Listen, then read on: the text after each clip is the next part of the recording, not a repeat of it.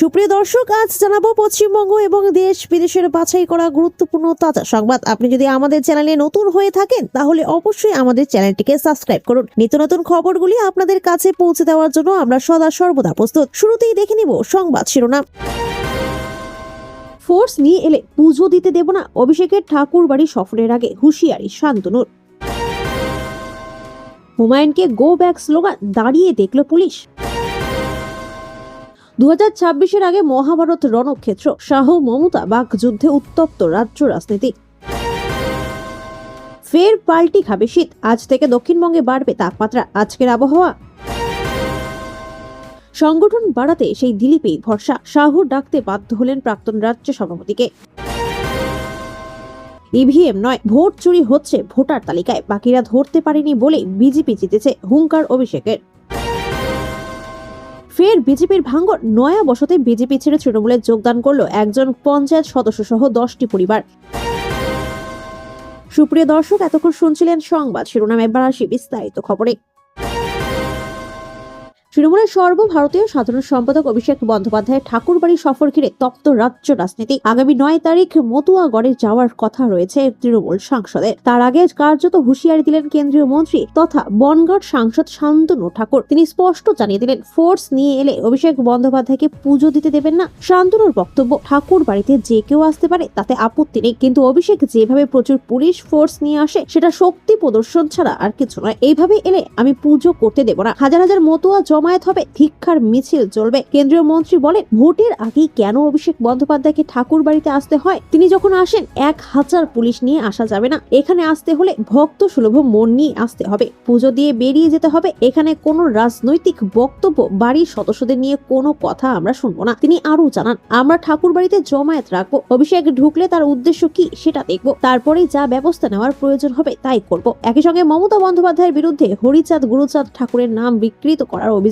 শান্তনু ঠাকুরের। তা নিয়ে মুখ্যমন্ত্রীকে ক্ষমা চাওয়ার দাবিও তুলেছেন তিনি। 2023 সালে ঠাকুর বাড়িতে গিয়েছিলেন অভিষেক বন্দ্যোপাধ্যায়। সেই সময় মতুয়া ঠাকুর বাড়িতে ঢোকার আগে তুমুল বিক্ষোভ দেখানো হয়, মূল মন্দির বন্ধ করে দেওয়া হয়েছিল, কালো পতাকা দেখিয়ে দেওয়া হয়, চোর চোর স্লোগান। অভিষেক বন্দ্যোপাধ্যায় সেও সফর নিয়েও প্রশ্ন তুলেছিলেন সাংসদ শান্তনু ঠাকুর। তৃণমূল নেতার নিরাপত্তা ব্যবস্থার খতিয়ে দেখতে পুলিশ গেলে তাদেরও সরিয়ে দেওয়া হয়। মূল মন্দির বন্ধ থাকায় সেখানে যেতে পারেনি অভিষেক। পুজো দিয়েছিলেন পাশের মন্দিরে। তার চলে যাওয়ার পর গোবর জল দিয়ে ঠাকুর বাড়ি এবং সংলগ্ন এলাকা শোধন করা হয়েছিল বলেও জানা যায়। সেই ঘটনায় অভিষেক কেন্দ্রীয় মন্ত্রীকে আক্রমণ করে বলেছিলেন, মন্দির কারো পৈতৃক সম্পত্তি নয়। ধর্মকে সামনে রেখে রাজনীতি করছেন শান্তনু ঠাকুর, মানুষ এর জবাব দেবে। এই ঘটনার 2.5 বছরের মাথায় ফের অভিষেকের ঠাকুর বাড়ির সফর ঘিরে উত্তেজনা ছড়িয়েছে।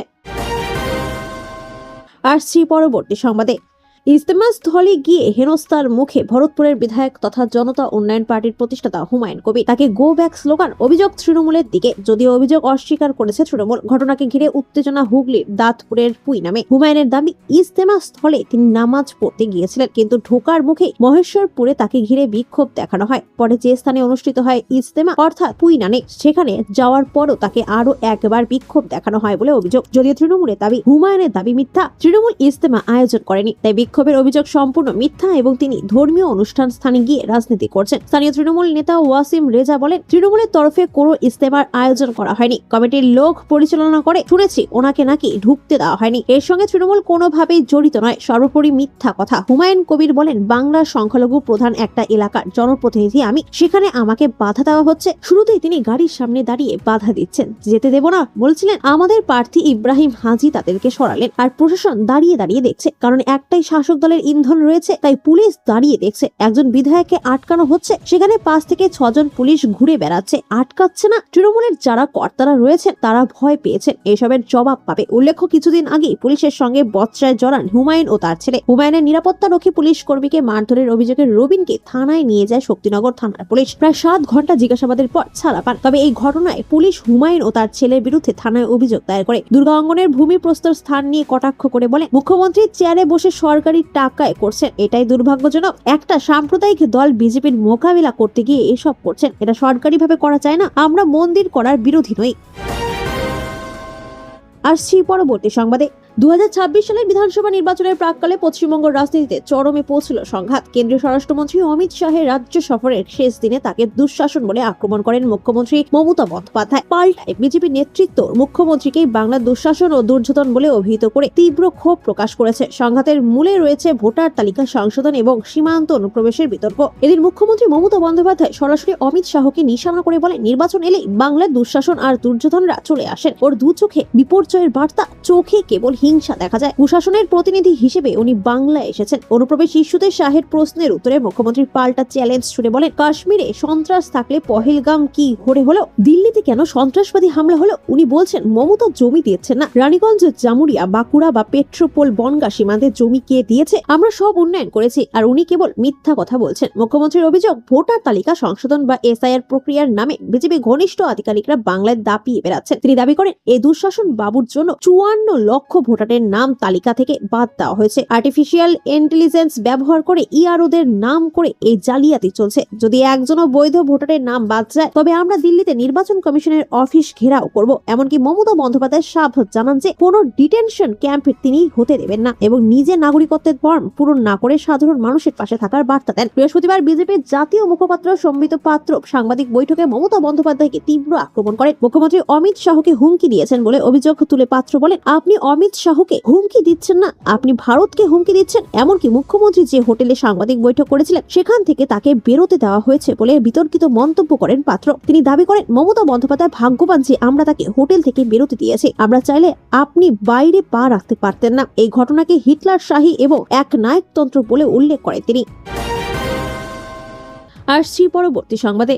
কোথাও স্বাভাবিকের চেয়ে 5, কোথাও 7, কোথায় আরো কম, এতটাই নেমেছে তাপমাত্রা। আবহাওয়া দপ্তর বলছে আগামী কয়েকদিন ঠান্ডার এই আমেজ বজায় থাকবে কলকাতা সহ দক্ষিণবঙ্গে। রাজ্যের প্রায় সমস্ত জায়গায় আপাতত তাপমাত্রা স্বাভাবিকের নিচে থাকবে, তবে তাল কাটবে নতুন বছরের শুরুতেই। আবহাওয়া দপ্তর বলছে দক্ষিণবঙ্গে এই শীত দীর্ঘস্থায়ী হবে না। নতুন বছরের শুরু হতে দাপট কমবে। পশ্চিমী ঝঞ্ঝার প্রভাবে দক্ষিণবঙ্গে ধীরে ধীরে তাপমাত্রা বাড়তে শুরু করবে 1 জানুয়ারির পর থেকে। যদিও তাপমাত্রার বড়সড় পরিবর্তনের সম্ভাবনা নেই, 2 থেকে 3 ডিগ্রি তাপমাত্রা বাড়ার সম্ভাবনা রয়েছে। সেই সময় কলকাতার তাপমাত্রা আবার 15 ডিগ্রির ঘরে পৌঁছে যেতে পারে। দক্ষিণবঙ্গের জেলাগুলিতে বর্তমানে রাতের তাপমাত্রা 7 থেকে 10 ডিগ্রির মধ্যে রয়েছে। আগামী 24 ঘন্টাতেও তেমনটাই থাকবে। আগামী 7 দিন দক্ষিণবঙ্গে শুকনো আবহাওয়া থাকবে। বৃষ্টির সম্ভাবনা নেই বলে জানিয়েছে হাওয়া অফিস, তবে থাকবে কুয়াশার দাপট। দক্ষিণবঙ্গের সব জেলাতেই সকালের দিকে হালকা থেকে মাঝারি কুয়াশার সম্ভাবনা। সতর্কতা জারি করা হয়েছে একাধিক জেলায়। দৃশ্যমানতা 999 মিটার থেকে 200 মিটার পর্যন্ত নামতে পারে। যদিও বেলা বাড়লে আকাশ পরিষ্কার হবে। কোথাও কোথাও আংশিক মেঘলা আকাশের সম্ভাবনা। উত্তরবঙ্গের পাহাড়ি এলাকায় পারদ 4 থেকে 6 ডিগ্রি পর্যন্ত হতে পারে। দার্জিলিং এর সর্বনিম্ন তাপমাত্রা ইতিমধ্যে 3.8 ডিগ্রি সেলসিয়াসে নেমে গিয়েছে। উত্তরবঙ্গের চলতি সপ্তাহে তাপমাত্রার বিশেষ হেরফেরের সম্ভাবনা নেই। দার্জিলিং এ বরফ পড়ার সম্ভাবনা রয়েছে আগামী 2 থেকে 3 দিন। সকালের দিকে ঘন কুয়াশার আশঙ্কা রয়েছে। দার্জিলিং, কোচবিহার ও উত্তর দিনাজপুর জারি হলুদ সতর্কতা। বুধবার থেকে শুক্রবার পর্যন্ত দার্জিলিং এ হালকা বৃষ্টি এবং তুষারপাতের সম্ভাবনা। কোচবিহার, কালিম্পং ও আলিপুরদুয়ারে জেলার কিছু অংশে হালকা বৃষ্টি হতে পারে।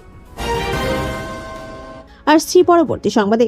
বঙ্গ বিজেপি সন্তর্পণে তাকে বাদ দিয়ে চলে, তার ফলে হাতে নাতে পেয়েছে বিজেপি। তলানিতে গিয়ে ঠেকেছে বিজেপির ভোট ব্যাংক। আসন্ন বিধানসভা নির্বাচনে ভরাডুবি অবশ্যম্ভাবী বুঝেই এবার খোদ অমিত শাহ বৈঠকে ডেকে পাঠালেন দিলীপ ঘোষকে। স্পষ্ট হয়ে গেল বর্তমান রাজ্য নেতৃত্বের উপর নির্ভর করতে হলেও আদতে বিজেপিকে বাংলায় রক্ষা করতে পারেন দিলীপ ঘোষই। মঙ্গলবার রাজ্যের বিধায়ক সাংসদদের সঙ্গে বৈঠক করেন বিজেপির second in command Amit Shah. ফলে সেখানে প্রাক্তন সাংসদকে ডাকার প্রয়োজন ছিল না। তবে বুধবার সাংগঠনিক বৈঠকে ডাক পড়ল প্রাক্তন রাজ্য সভাপতি দিলীপ ঘোষের। বৈঠকে উপস্থিত ছিলেন কেন্দ্রীয় মন্ত্রী ভূপেন্দ্র যাদব, সুকান্ত মজুমদার, বিরোধী দলনেতা শুভেন্দু অধিকারী, রাজ্য সভাপতি শ্রমিক ভট্টাচার্য সহ রাজ্যের শীর্ষ নেতারা। মূলত রাজ্যের নেতৃত্বদের দিল্লি থেকে নির্দেশ দেওয়ার কাজ হয় বুধবারের সকালের বৈঠকে। সেই সঙ্গে সেই সব নির্দেশ পালনে কোথাও সমস্যা হতে পারে এমন মনে করা হলে তা নিয়েও আলোচনা হয়। আর রাজ্যের সমস্যা বা দল পরিচালনায় কোনো বার্তা দিলীপ ঘোষের থেকে গ্রহণ করা যে গুরুত্বপূর্ণ হবে, বৈঠকে তাকে ডেকে কার্যত তা স্পষ্ট করে দিলেন অমিত শাহ। নির্বাচনের আগে যেভাবে বঙ্গ বিজেপির নতুন নেতারা দিলীপ ঘোষের সঙ্গে পুরনো নেতাদের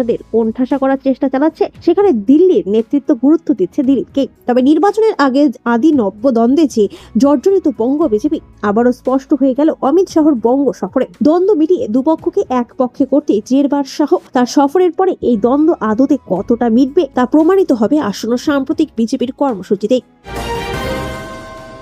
আসছি পরবর্তী সংবাদে।